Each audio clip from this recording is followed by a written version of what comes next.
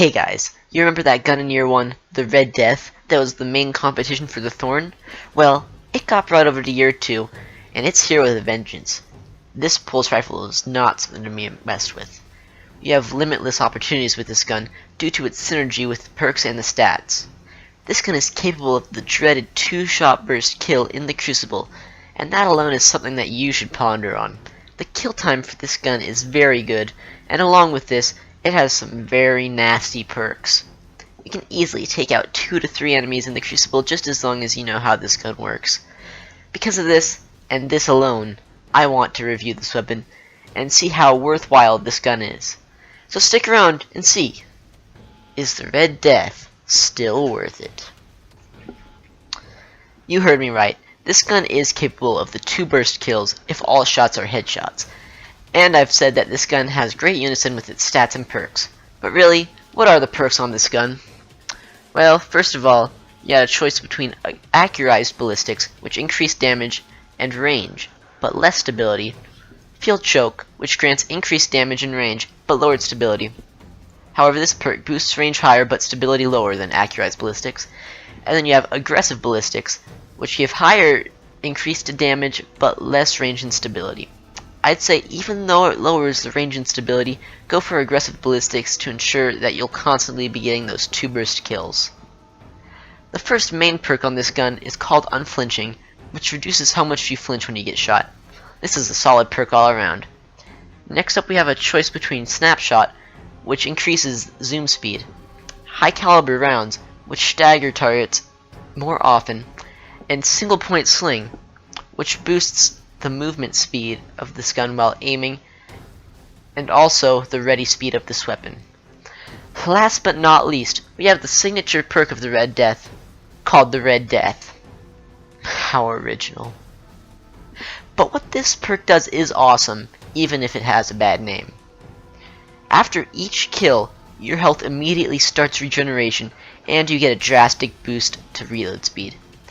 Man, that right there is enough to prove anyone's argument on why this gun is great. So yeah, this gun is pretty good from what we've seen in the perks. However, I have refrained from talking smack about this gun until now. Some of you may say, "Hey XN, what could possibly be bad about the Red Death? The Red Death is awesome, and anyone who thinks it isn't is a complete moron." So sure, call me a moron, but please listen to what I gotta say. First of all, you will notice the weird looking sights on the Red Death, which do kind of obscure this weapon when aiming. But that isn't the only reason why this gun may be undesirable. To those of you who like a laser beam of a gun, keep moving because the Red Death is one of the lowest stability stats among pulse rifles, and the perks don't help it. All 3 of the first main perks that you choose from, in one way or another, decrease the stability. That means that the base Red Death has more stability than the upgraded version. Wow.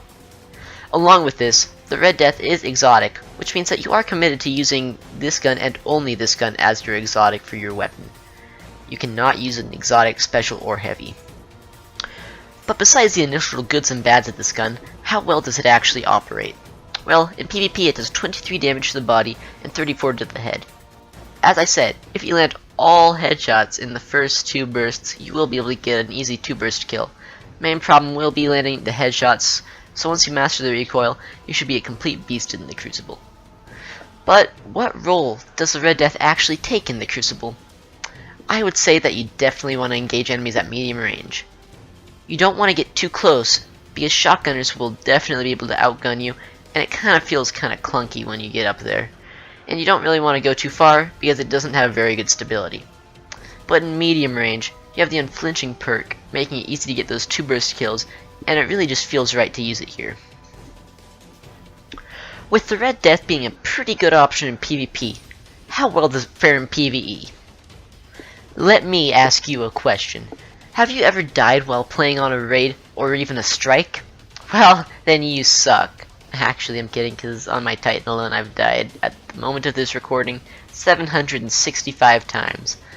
But when you're on your last leg, and you see a thrall sitting in the corner just mocking you, shoot it. You don't have to wait for your frickin' health to regenerate. It'll start immediately after you get the kill.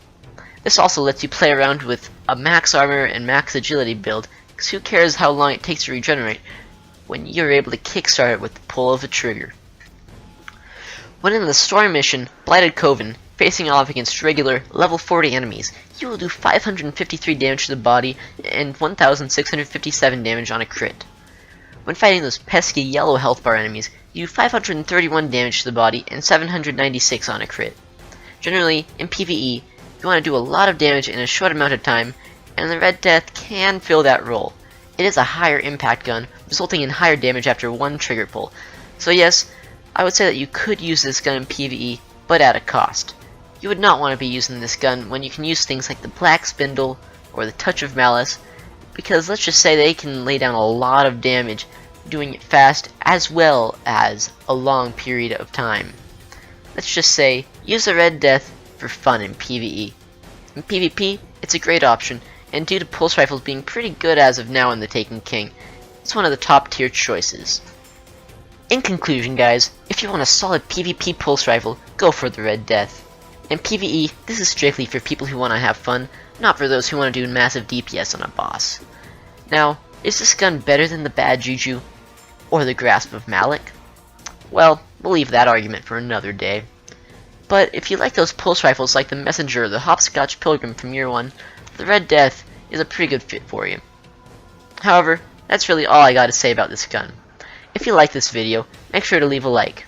I love it when you guys leave comments, and if you have any suggestion, don't forget to leave them in the comments section below.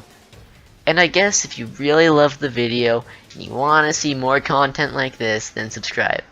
As always guys, I hope that you enjoyed this video, and if you're still listening to me talk right now, then you're awesome. And I'll see you in the next video.